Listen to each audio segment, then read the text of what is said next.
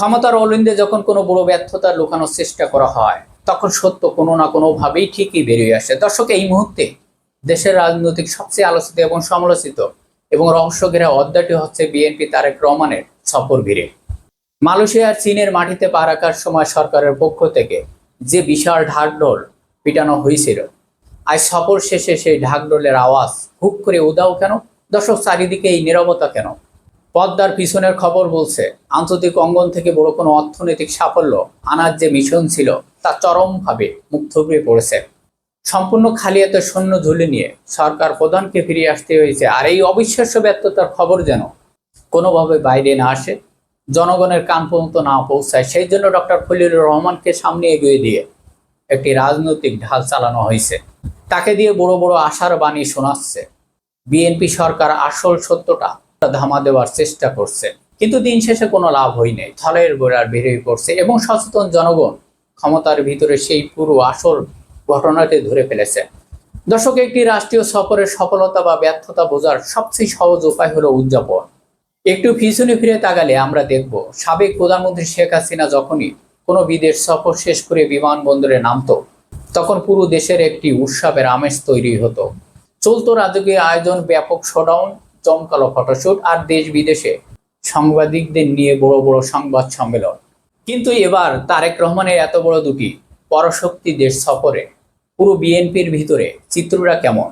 চারিদিকে যেন নীরবতা। দর্শক, কোনো আনন্দ নেই, কোনো বড় জমকালো অনুষ্ঠান নেই, কোনো প্রেস কনফারেন্স নেই। সরকার যেন এক অজানা আতঙ্কে চুপসে গেছে। দর্শক, তবে এই সফরের পর একটি নতুন ট্রেন্ড কিন্তু সবার চোখে পড়ছে। জানি রাজনৈতিক মহলে ব্যাপক চর্চা হচ্ছে, প্রধানমন্ত্রী হওয়ার পর তারেক রহমান অন্যদের মতন আড়ালে আশ্রয় নিচ্ছে না। তিনি নিজেই সরাসরি সাংবাদিকদের মুখী হয়ে লাইভে প্রশ্ন দিচ্ছেন। কিন্তু ঠিক যেমনটি আমরা দেখেছিলাম প্রখ্যাত সাংবাদিক খালেক মঈনুদ্দিন করা ধারালো প্রশ্ন, তারেক রহমান নিজেই যত বীরত্ব দেখান আর মুখে যতই বলি শোনান না কেন, দিন শেষে যদি আমরা কাগজ কলমের হিসাব মেলাতে যাই, তবে আমরা দেখব এই সফরে আসল অর্জনটা একদম শূন্য কোঠায়। তবে দর্শক, আপাতত দৃষ্টিতে এই সফর ব্যর্থ মনে হলো এর পিছনে এক গভীর ভূ রাজনৈতিক খেলা চলছে। তা আমাদের খুব সূক্ষ্মভাবে বুঝতে হবে। ভারত থেকে এই ধরনের প্রোটোকল আমন্ত্রণ এক প্রকার অদৃশ্য কূটনৈতিক চাপ থাকা সত্ত্বেও তারেক রহমান দিল্লিতে না গিয়ে সোজা বেলজিংয়ের ফ্লাইট ধরলেন। এই একটি সিদ্ধান্তই কিন্তু দক্ষিণ এশিয়ার ভূ রাজনৈতিক এক ধাক্কায় বড়সড় মোড় এনে দিতে পারে। দর্শক, যদিও এই মুহূর্তে দৃশ্যমান কোনো বড় চুক্তি, ঋণের ঘোষণা চীন থেকে আসেনি, তবে ভবিষ্যতে এর থেকে বিরাট কূটনৈতিক ফায়দা তোলার একটি দীর্ঘমেয়াদ ছক করছে সরকার। কিন্তু এখানেই সাধারণ মানুষের মনে বড় একটি প্রশ্ন উকি দিচ্ছে বারবার। দেশের প্রথম বড় একটি রাষ্ট্রীয় সফর, জানিয়ে প্রধানমন্ত্রী নিজে দেশবাসীর সামনে এসে বুক ফুলিয়ে কথা বলার কথা ছিল, সেখানে তিনি নিজে আড়াল থেকে ডক্টর খলিলুর রহমানকে সামনে এনে দাঁড় করালেন কেন?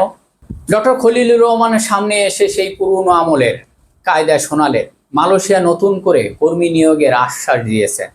দর্শক, আশ্বাসের বাণী তো দেশের মানুষ বছরের পর বছর, যুগের পর যুগ শুনে আসছে, কিন্তু শুধু মুখের আশ্বাস কি সাধারণ মানুষের পেটে ভাত হবে? যুবকদের ভাগ্য কোনো পরিবর্তন হয়? বাস্তবে কোনো গ্যারান্টি আছে? দর্শক, কোনো লিখিত চুক্তিপত্র কি দেখাতে পেরেছে সরকার?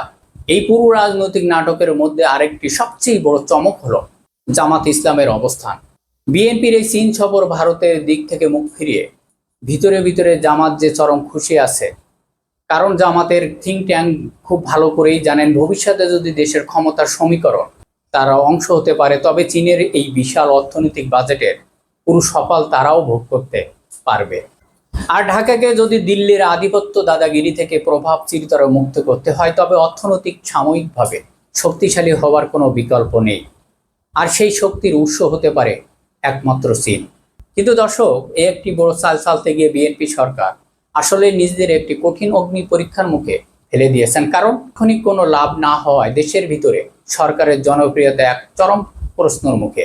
যদিও এই দীর্ঘমেয়াদের খেলা যদি শেষ পর্যন্ত বিএনপি টিকতে পারে, তবে হয়তো দেশের বৃহত্তর স্বার্থ রক্ষা হবে এবং ভারতের আধিপত্য থেকে মুক্তি পাব। কিন্তু এই মুহূর্তে দেশের তীব্র অর্থনৈতিক সংকটের দিনে সাধারণ জনগণের যে চাওয়া পাওয়া ছিল, তার সাথে এই সফরের বিন্দু মাত্র কোনো মিল নেই। জনগণ এখন পরিষ্কার বুঝে গেছে যে তারেক রহমানের প্রচারণার আড়ালে পুরোপুরি বৃথা গেছে। আর এই সরকারের এই চরম ব্যর্থতা ঢাকার জন্য নাটকীয়তা তৈরি করছে ডক্টর খলিলুর রহমানকে সামনে রেখে। দর্শক, আপনার কি মনে হয় তারেক রহমানের এই শূন্য হাতে ফেরা নিয়ে আপনার মন্তব্য কি? এই সফরের সফলকে আগামীতে সত্যিই দেশের জন্য ভালো কিছু বয়ে আনবে নাকি সব বিরিতে যাবে? আপনার মূল্যমত অবশ্যই কমেন্ট করে জানাবেন। সবাই ভালো থাকবেন, ধন্যবাদ।